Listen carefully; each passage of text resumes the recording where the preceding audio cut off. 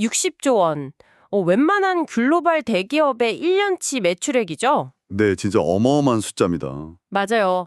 작은 국가의 1년 예산이랑 맞먹는 숫자인데 일상에서는 도무지 체감조차 되지 않는 이 거대한 금액이 지금 단 하나의 바닷속 프로젝트에 걸려 있습니다. 하나의 거대한 딜에다 걸려 있는 거죠. 네.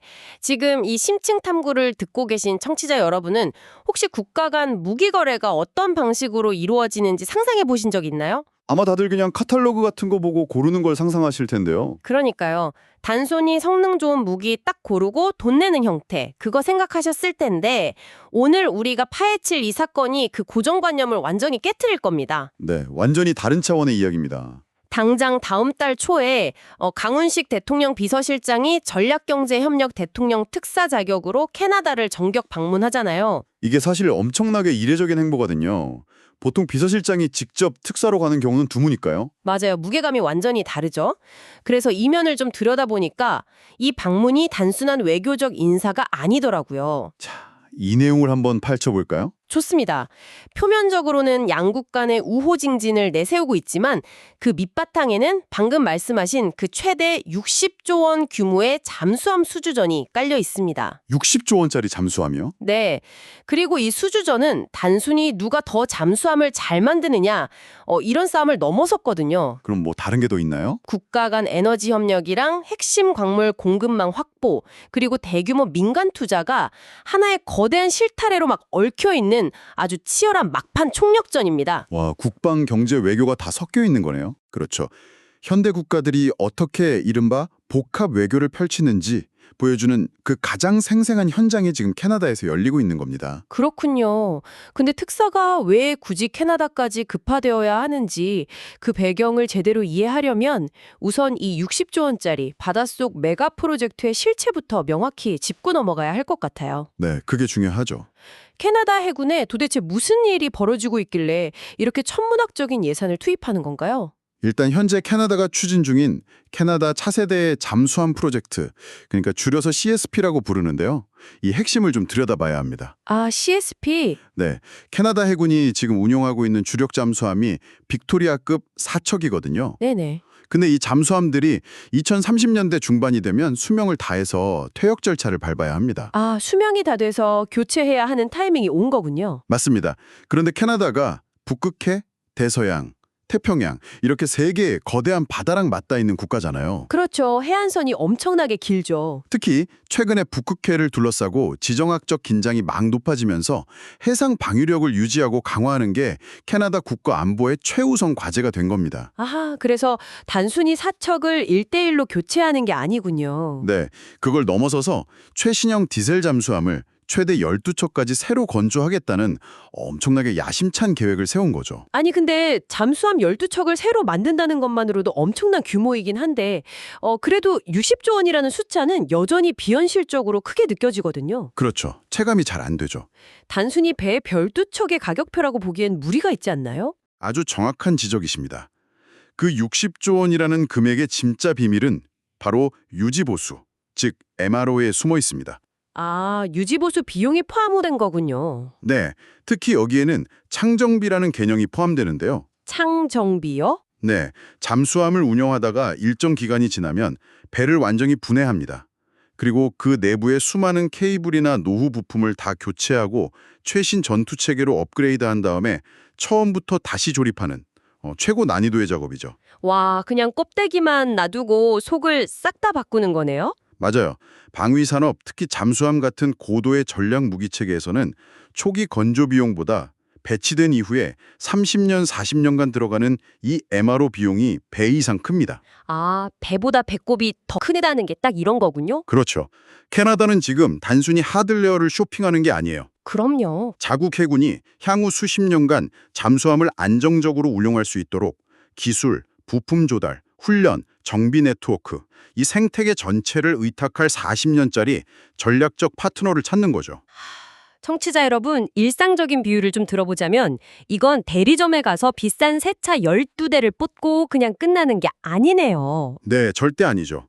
앞으로 40년 동안 그 차가 고장나면 고쳐주고 엔진도 주기적으로 통째로 갈아주고 자율주행 소프트웨어가 새로 나오면 알아서 업데이트까지 해줄 전담 정비소랑 전속 기술자 네트워크를 아예 세트로 묶어서 계약하는 셈입니다. 완벽한 비유입니다. 꼬리가 몸통보다 훨씬 큰 계약인 거죠. 그렇다면 이 어마어마한 파일을 두고 당연히 글로벌 방산 기업들이 아주 치열하게 맞붙었을 텐데요. 현재 수주전 판세는 좀 어떻게 올라가고 있나요? 사업 초기에는 여러 국가가 막 관심을 보였어요. 각축전을 벌였는데 시간이 지나면서 기술력이나 건조 능력, 장기 지원 능력을 검증받은 딱 두 곳으로 압축되었습니다. 오, 어디죠? 현재는 한국의 한화오션 HD현대중공업 컨소시엄, 그리고 독일의 티센크루프 마리 시스템스, 줄여서 TKMS라고 하죠. 이 두 곳의 진검승부가 펼쳐지고 있습니다. 아, 한국 대 독일 양자 대결이군요. 네, 맞습니다. 근데 여기서 제가 자료를 보면서 조금 의아했던 부분이 있거든요. 잠수함에 관심 있는 분들이라면 아시겠지만 독일은 전통적으로 디젤 잠수함 분야에서 세계 최고의 명성을 자랑하잖아요. 그렇죠. 최강자죠. 과거 유보트 시절부터 쌓아온 데이터도 방대하고 이미 수많은 국가의 잠수함을 시출해본 경험도 풍부한데 반면 우리는 잠수함을 독자 개발한 역사가 상대적으로 좀 짧은 편이잖아요. 네, 아무래도 독일에 비하면 그렇죠. 근데 처음에 우리가 불리했다면서요. 어떻게 이 거물급 경쟁자랑 승률을 50대 50, 반반까지 끌어올릴 수 있었던 건가요? 단순히 우리 잠수함 가성비가 엄청 좋아서라고 해석하기엔 좀 부족해 보이거든요. 그 부분에서 이번 수주전에 가장 흥미로운 관전 포인트가 등장합니다. 여기서 정말 흥미로운 점은 단순히 무기의 스펙만 놓고 경쟁한 게 아니라는 겁니다. 스펙 경쟁이 아니었다고요? 네, 잠수함이 얼마나 조용히 자망하는지, 어뢰 탑재량이 얼마나 되는지 이런 것만 놓고 싸웠다면 독일이라는 그 거대한 벽을 넘기 쉽지 않았을지도 모릅니다. 아, 확실히 그럴 수 있겠네요. 근데 판세를 단숨에 박빙으로 맞는 결정적인 무기가 있었는데 그게 바로 우리 정부와 기업이 꺼내든 패키지 딜 전략이었습니다. 패키지들이요? 네, 무기 거래라는 그 전통적인 틀 자체를 완전히 깨버린 거죠. 오, 구체적으로 어떤 틀을 깬 거죠? 캐나다 정부가 이번 사업 조건으로 아주 강력하게 요구한 전제 조건이 하나 있었어요. 네네. 그게 바로 절충교역, 즉 캐나다 자국 내 투자였습니다. 절충교육은 방산거래에서 꽤 흔하게 등장하는 개념이잖아요. 그렇죠. 기본적으로 다들 하죠. 보통은 우리가 너희 무기를 수십조 원어치 사줄 테니까 그 부품 일부를 우리 캐나다 공장에서 생산하게 해달라. 아니면 기술을 이전해서 우리 지역에 일자리를 만들어달라. 이런 식의 조건을 거는 게 일반적이잖아요. 네, 국민들의 막대한 혈세가 외국으로 빠져나가니까 정치적 명분이 필요한 거죠. 네, 그런데 이번에 우리가 제시한 패키지들은 방산이나 조선업 분야의 투사가 아니라 자원 및 에너지 압력을 묶었다고 들었어요. 네, 맞습니다. 아니 잠깐만요. 무게를 파는데 왜 자원과 에너지가 등장하죠? 이건 무게거래의 일반적인 문법에서 완전히 벗어난 엄청난 궤도 수정 아닌가요? 완전히 궤도가 다르죠. 잠수함이랑 배터리 공장이 도대체 무슨 상관이 있다는 건지 그 논리적 연결고리가 단번했다고 와닿지가 않거든요. 겉보기에는 잠수함이란 배터리 공장이 전혀 상관없는 두 개의 퍼즐 조각처럼 보이죠? 왜 완전 다른 분야니까요. 하지만 이걸 더 큰 그림, 그러니까 현재의 거시적인 글로벌 지정학적 위기라는 그림 위에 올려놓고 보면 왜 이것이 캐나다의 마음을 흔드는 가장 강력한 카드가 되었는지 이해할 수 있습니다. 아, 지정학적 위기요? 네, 청와대가 공식 입장을 통해 밝힌 내용을 면밀히 살펴보면 해답이 아주 명확해집니다. 현재 중동 전쟁이 장기화되고 있고 러시아, 우크라이나 전쟁 등으로 글로벌 공급망이 전례 없는 타격을 받고 있잖아요. 네, 뉴스만 틀면 나오는 이야기죠. 과거처럼 자유무역을 통해서 언제든 싼 값의 자원을 사올 수 있던 시대가 끝난 겁니다. 아, 그러니까 기름값이 출렁이고 천연가스 수급이 막 불안해지고 전기차에 들어갈 핵심 광물 확보가 완전 국가 안보의 핵심으로 떠오른 바로 그 상황을 파고든 거군요. 그렇습니다. 이 새로운 냉전과 자원 무기화 시대에서 한국과 캐나다의 입장을 한번 비교해 볼 필요가 있어요. 오, 어떻게 다른가요? 한국은 세계 최고 수준의 첨단 제조업 역량이랑 대규모 자본을 동원할 수 있는 기업들은 되게 많잖아요. 네네, 굴지의 대기업들 있죠. 근데 정작 그 공장을 돌릴 천연 자원은 턱없이 부족합니다. 안정적인 경제 성장을 위해서는 해외 자원 공급망 확보가 말 그대로 국가의 명운을 가르는 생명줄이거든요. 그렇죠. 우리는 자원이 없으니까요. 반면에 캐나다는 정반대입니다. 세계적인 자원 부국으로서 우라늄, 니켈, 코발트 같은 핵심 광물부터 막대한 에너지 자원까지 품고 있는데 네. 이걸 단기간에 채굴하고 가공해서 글로벌 공급망으로 딱 연결할 거대한 인프라나 자본, 그리고 속도감 있는 실행력이 아쉬운 상황이죠. 아, 이제야 톱니바퀴가 완벽하게 막 맞물려 돌아가는 소리가 들리네요. 그러니까 한국 입장에서는 단순히 방산 수출 실적 하나 올리는 게 목표가 아니었군요. 전혀 아니죠. 잠수함을 지렛대 삼아서 앞으로 한국 경제를 수십 년간 먹여 살릴 그 핵심 광물과 에너지의 안정적인 파이프라인을 캐나다에 구축하겠다. 이런 거대한 전략이 숨어 있었던 거네요. 맞습니다. 반대로 캐나다 입장에서도 한번 생각해 보세요. 수십조 원의 세금을 써서 노후 잠수함을 교체해야 되는데 네, 이왕이면 그 돈을 매개로 자국의 미개발된 자원 인프라를 단숨에 글로벌 첨단 산업 수준으로 끌어올려줄 막강한 투자자를 끌어들이고 싶었겠죠. 와, 진짜 기가 막힌 타이밍이네요. 그게 바로 핵심입니다. 한국의 뛰어난 제조 능력, 그리고 민간 대기업들이 보유한 막강한 자금력이랑 인프라 구축 능력을 캐나다 자원 개발에 전폭적으로 쏟아붓는 겁니다. 아하. 그리고 그 대가로 캐나다는 한국의 잠수함을 선택하는 그런 구조죠. 그러니까 디젤 잠수함을 가장 잘 만드는 회사는 독일일지 몰라도 당신들의 경제와 자원 생태계 전체를 업그레이드해 줄 수 있는 전략적 파트너는 오직 한국뿐이다. 오. 이것이 바로 우리가 독일을 상대로 50대 50의 승률을 만들어낸 윈윈 전략의 실체입니다. 진짜 대단하네요. 방위산업이라는 상품에다가 대한민국 경제 생태계와의 완전한 결합이라는 도저히 거절할 수 없는 거대한 프리미엄을 얹어버린 셈이네요. 그렇죠. 정말 치밀하고 거대한 체스 게임입니다. 무기 세일즈맨이 아니라 무슨 평생을 함께할 국가적 비즈니스 파트너로서 청혼을 한 거나 다름없네요. 딱 맞는 표현입니다. 하지만 청취자 여러분, 만약 여러분이 캐나다의 정책 결정권자라고 한번 상상해 보세요. 협상 테이블에서 한국 측이 막 우리가 배터리 공장도 지어주고 자원 개발도 해줄게 하면서 화려한 프레젠테이션을 한다고 해서 곧바로 서명하진 않을 거 아니에요. 절대 안 하죠. 수십조 원 규모 약속인데 말이나 종이 쪼가리만으로는 신뢰를 얻을 수 없으니까요. 결국 실제로 돈을 들고 와서 땅을 파고 공장을 지을 실행력이 있는가, 이걸 증명해야 할 텐데 한국은 이 신뢰의 문제를 어떻게 돌파하고 있나요? 바로 그 지점이 강훈식 비서실장과 함께 캐나다행 비행기에 오르는 특사단, 그리고 이른바 메머드급 경제사절단의 명단을 아주 꼼꼼히 살펴봐야 하는 이유입니다. 명단이요? 네, 이 명단은 단순한 의전용이 아닙니다. 캐나다 정부를 향해서 우리의 패키지들은 비전이 아니라 당장 실행 가능한 현실이다. 이걸 증명하는 보증수표와 봤습니다. 누가 가길래요? 공공과 민간이 어떻게 역할을 분담해서 하나의 원팀을 이루고 있는지 보면 그 치밀함에 놀라게 되실 겁니다. 제가 그 명단을 미리 좀 훑어봤는데 진짜 각 분야의 국가대표급 선수들을 총망라한 느낌이더라고요. 그냥 부처 몇 개가 구색 맞추려고 따라가는 수준이 아니에요. 맞습니다. 공공부문을 보면 산업총상자원부는 당연하고 코트라, 석유공사, 가스공사, 광해광업공단, 수출입은행, 무역보험공사 등 굵직한 유관기관들이 모두 포함되어 있어요. 네, 꽉 차 있죠. 이거는 단순히 물건 팔러 가는 게 아니라 투자를 위한 금융을 조달하고 리스크를 국가가 직접 보증하겠다. 이런 강력한 시그널 아닌가요? 정확히 보셨습니다.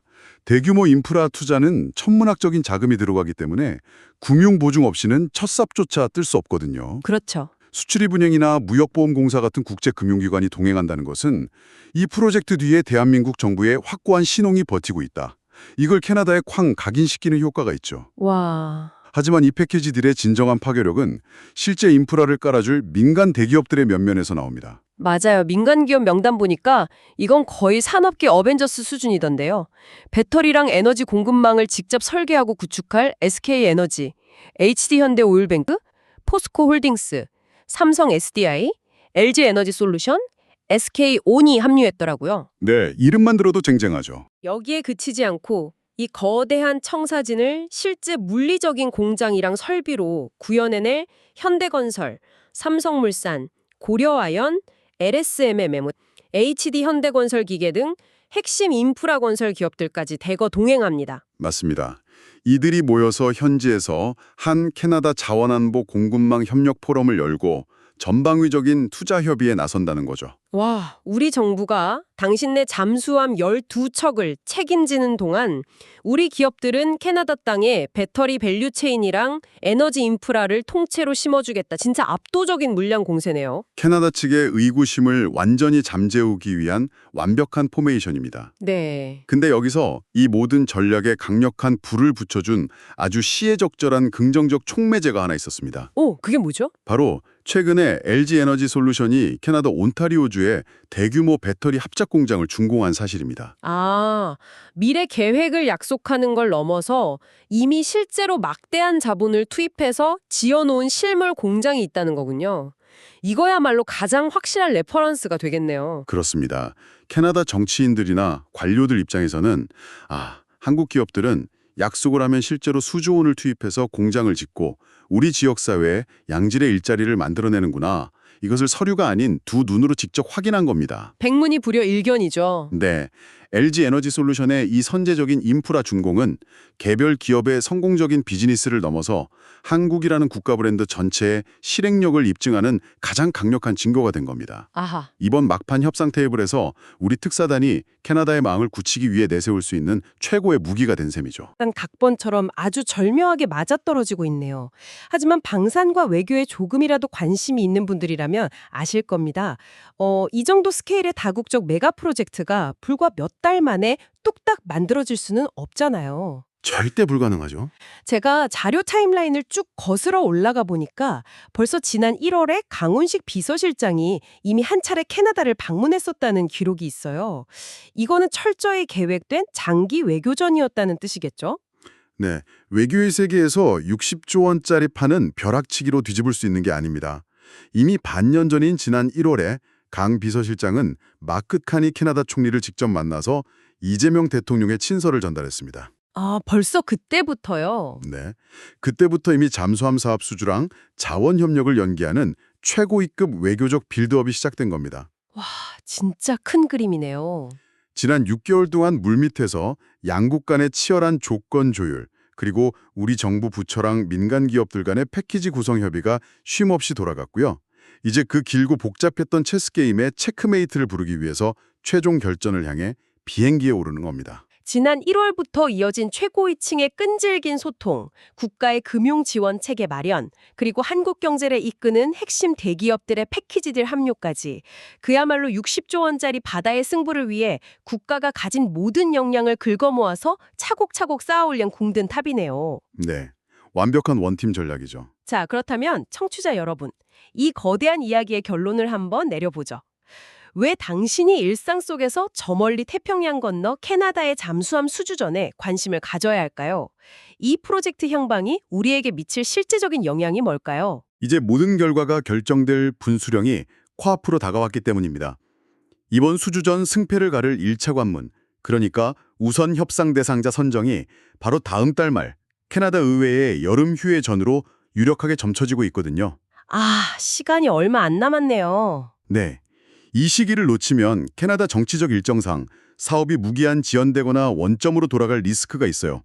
그래서 양국 모두 지금 이 순간에 남은 모든 에너지를 쏟아붓고 있습니다. 그렇군요. 이 결전의 결과에 따라서 한국 방위산업이 글로벌 탑 티어로 완전히 자리매김하느냐, 그리고 향후 수십 년간 여러분의 일상에서 쓰일 전기차나 첨단기기의 핵심 자원 공급망이 안정적으로 확보되느냐, 이게 결정될 것입니다. 단순히 뉴스 헤드라인에 한국 방산 역대 최대 규모 수출 달성 이런 문구가 뜨고 마는 차원의 문제가 아니군요.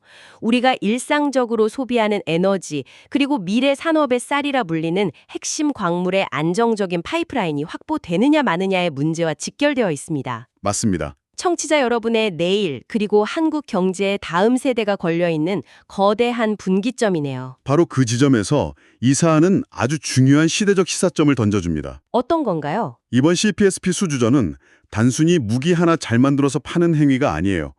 국방력 강화, 국가 경제 안보, 그리고 글로벌 첨단 산업의 공급망 확보, 이 세 가지 거대한 축이 하나로 융합되는 현대 국가 간 메가딜의 새로운 표준을 보여주고 있습니다. 아, 메가딜의 새로운 표준. 네, 과거처럼 무기의 자체 스펙이나 저렴한 가격표만 막 들이밀면서 경쟁하는 시대는 끝났다는 것을 의미하죠. 이 부분을 더 큰 그림과 연결해 보면 상대국의 가장 취약한 경제적, 지정학적 갈증을 딱 꿰뚫어보고 그것을 채워줄 수 있는 종합적인 인프라 솔루션을 제시하는 국가만이 미래 글로벌 시장에서 살아남을 수 있다.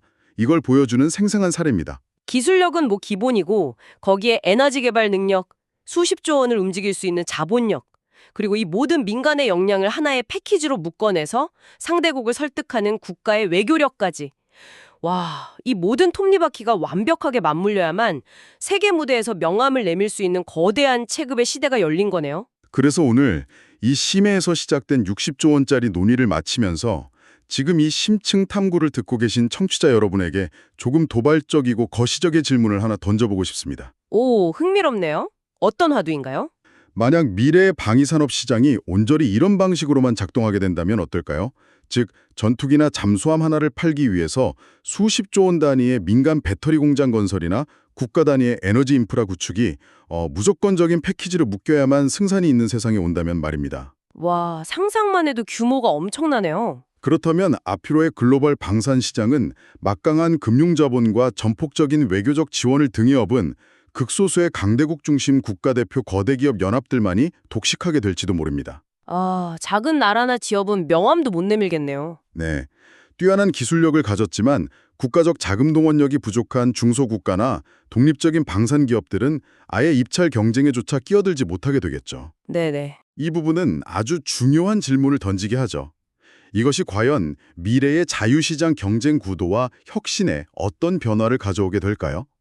기업의 순수한 기술 경쟁력이 국가 전체의 자본력과 외교력에 완전히 종속되어 버리는 이 새로운 패러다임의 출현에 대해 청취자 여러분은 어떻게 생각하십니까? 정말 묵직하고도 날카로운 질문입니다. 캐나다 앞바다의 잠수함 교체라는 단일 사건에서 출발한 이야기가 어느새 미래의 글로벌 경제의 새로운 룰과 국가 자본주의의 그림자를 묻는 거대한 질문으로까지 이어졌네요. 네, 그게 이 사안의 진짜 무게감이죠. 오늘 우리의 이 치열한 탐구가 매일 쏟아지는 단편적인 뉴스들 이면에 숨겨진 세계의 거대한 톱니바퀴를 이해하는데 새로운 시각을 열어주었기를 바랍니다. 복잡하게 얽힌 정보들 속에서 가장 핵심적인 통찰만을 건져 올리는 저희의 탐구는 계속됩니다. 다음 심층 탐구에서도 여러분의 호기심을 완벽하게 자극할 흥미로운 주제를 들고 다시 찾아오겠습니다. 함께해 주셔서 감사합니다.